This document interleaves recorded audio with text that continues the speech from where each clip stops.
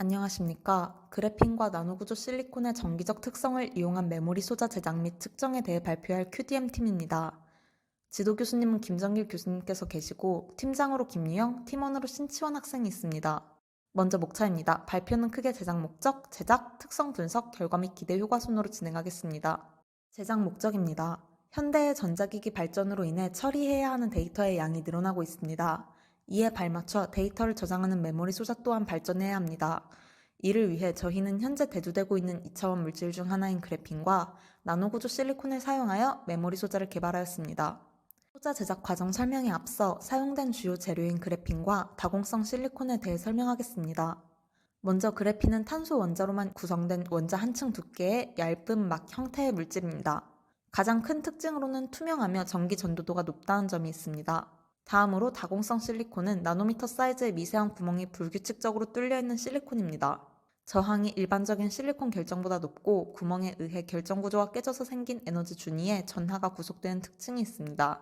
다음으로 제작한 샘플의 구조에 대해 설명하겠습니다. 샘플에서 전하가 수직으로 이동하는 경로를 그림을 통해 두 가지 경로로 표현해 보았습니다. 먼저 그림에서 화살표로 표기한 것 중 1번 경로를 살펴보면 중간에 부도체인 SiO2가 존재하기 때문에 전하가 이동할 수 없고 이 때문에 전극과 실리콘 사이에 직접적인 전압이 형성되지 않습니다. 다음으로 2번 경로를 살펴보면 그래핀과 실리콘 하부 사이에 균일한 전기장이 걸리게 됩니다. 그 사이에 전하를 구속하는 다공성 실리콘이 존재해서 전하를 저장할 수 있습니다. 다음으로 샘플 제작 방법에 대해 설명하겠습니다. 먼저 N형 실리콘 기판에 캡톤 테이프로 일부분만 마스킹을 한 후 불산 용액에 10초간 담급니다. 이렇게 하면 마스킹을 한 부분은 SiO2층이 남아있게 되고 마스킹을 하지 않은 부분은 SiO2층이 제거됩니다. 기판의 SiO2층 제거가 완료되었으면 붙어있는 캡톤 테이프를 제거하고 은 이온이 녹아있는 불산, 질산, 은 혼합 용액에 담급니다. 이 과정에서 은 이온이 기판 표면에서 실리콘의 전자를 빼앗아 은 입자로 변하게 되고 전자를 빼앗긴 실리콘은 SiO2가 됩니다. 그 다음 불산 과산화수소 혼합 용액에 담가 은 이온에 의해 산화된 SiO2를 제거하여 구멍을 만듭니다. 이때 SiO2가 제거되고 은 입자가 다시 실리콘을 SiO2로 만들고 다시 SiO2가 제거되는 과정이 반복됩니다. 이후 질산용액에 샘플을 담가 은 입자를 제거합니다. 다음으로 그래핀을 SiO2층과 다공성 실리콘층을 함께 덮도록 전사합니다. 그 후 SiO2층 위에 그래핀과 샘플의 아랫면에 실버 페이스트를 발라 전극을 형성합니다. 사진은 제작한 소자의 실제 모습입니다. 보라색으로 보이는 부분이 SiO2층, 짙은 회색으로 보이는 부분이 다공성 실리콘층입니다.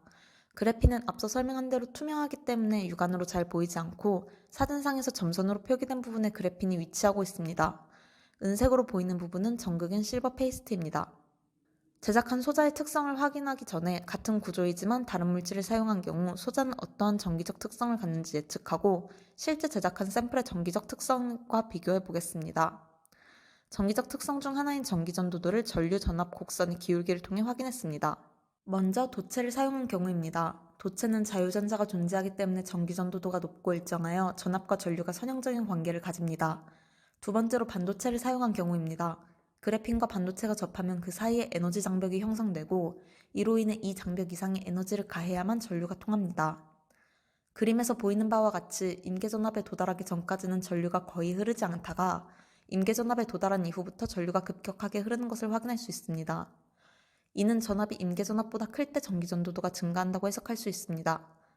반대로 전압을 감소시킬 때도 마찬가지로 임계전압에 도달할 때까지 급격하게 전류가 감소하다가 전압이 임계전압에 도달한 이후부터 전류가 흐르지 않는 것을 확인할 수 있습니다. 다음으로 저희가 제작에 사용한 다공성 실리콘의 경우입니다. 앞서 설명했듯이 다공성 실리콘은 기본적으로 반도체와 동일하지만 구멍에 의해 결정 구조가 깨져서 생긴 에너지 준위에 전하가 구속되는 특징을 가지고 있습니다. 때문에 반도체의 경우와 동일하게 전압이 임계전압에 도달하기 전까지는 전류가 흐르지 않습니다. 하지만 이 과정에서 다공성 실리콘층의 전하가 구속되기 시작합니다. 전압이 임계전압에 도달한 이후부터 전류의 세기가 급격하게 증가하고 다공성 실리콘층의 전하가 모두 자리하게 됩니다. 그래프 상으로는 반도체의 경우와 비슷하지만 구속되는 전하가 존재한다는 점이 차이점입니다.